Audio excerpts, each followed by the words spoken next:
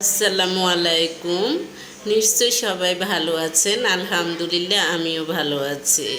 আজকে আমি আপনাদের সাথে কিছু বাস্তব সত্য কথা বলবো, শেয়ার করব, যেটা সকলেরই দেখা যায় যে জানে কিন্তু ভালোভাবে উপলব্ধি করে না। যেমন শাড়িতে বা লুঙ্গিতে যখন আগুন লাগে তখন আপনি খুললেও বিপদ, না খুললেও বিপদ। অর্থাৎ খুললে আপনার ইজ্জত যাবে, না খুললে আপনার জীবন যাবে।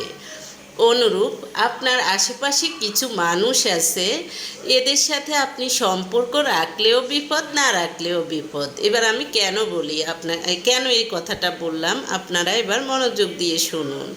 যেমন আপনার আশেপাশে এমন কিছু মানুষ আছে, দেখা যায় যে এদের সাথে আপনি সম্পর্ক রাখলে এরা আপনাকে ছোট করবে, এরা আপনাকে অসম্মান করবে, এরা আপনার ক্ষতি করার চেষ্টা করবে বিভিন্নভাবে। কিন্তু যখন আপনি সম্পর্ক রাখবেন না তখনও বিভিন্ন অপবাদ, বিভিন্ন মিথ্যা কথা, বিভিন্ন বানানো কথা, বিভিন্ন অপপ্রচার চালিয়ে আপনাকে ছোট করার চেষ্টা করবে, আপনার মানহানি করার চেষ্টা করবে।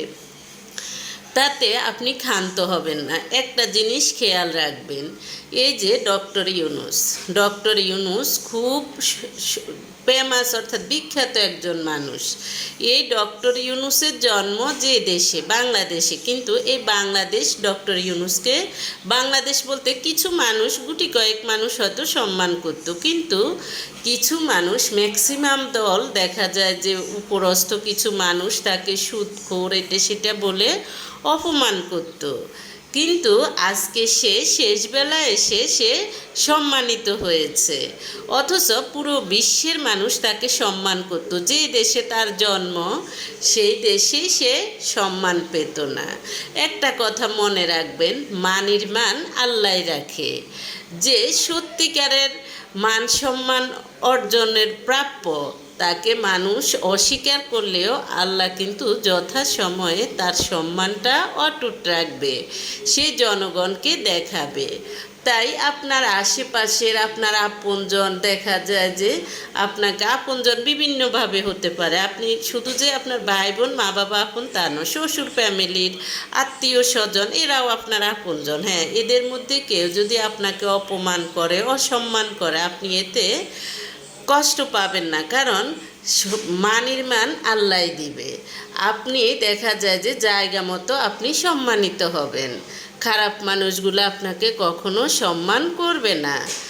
এজন্যই আপনি ধৈর্য রাখবেন, সময় মতো আপনার সম্মান আপনি পাবেন।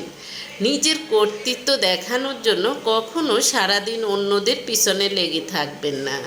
অনেক মানুষ আছে দেখা যায় যে আপনাকে উপদেশ দিবে, হ্যাঁ অমুকের নামে বদনাম করো না, অমুকের নামে অমুককে সম্মান করো, অমুককে এই করো, অমুককে সেই করো। কিন্তু আপনি নিজের বেলায় চিন্তা করেন,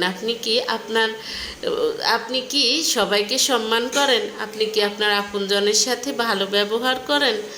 তারপর আপনি আগে মানুষকে যে উপদেশগুলা দিবেন সেই কাজগুলো আগে নিজে করবেন, পরে আপনি অন্যকে উপদেশ দিতে যাবেন। তাই দেখা যায় যে এসব ক্ষেত্রে কখনো হাসির পাত্র হবেন না। এইসব মানুষদেরকে মানুষ দেখা যায় যে বিভিন্ন মানসিক রোগী এটা সেটা বলে অপবাদ দেয়। এগুলো করা থেকে বিরত থাকে।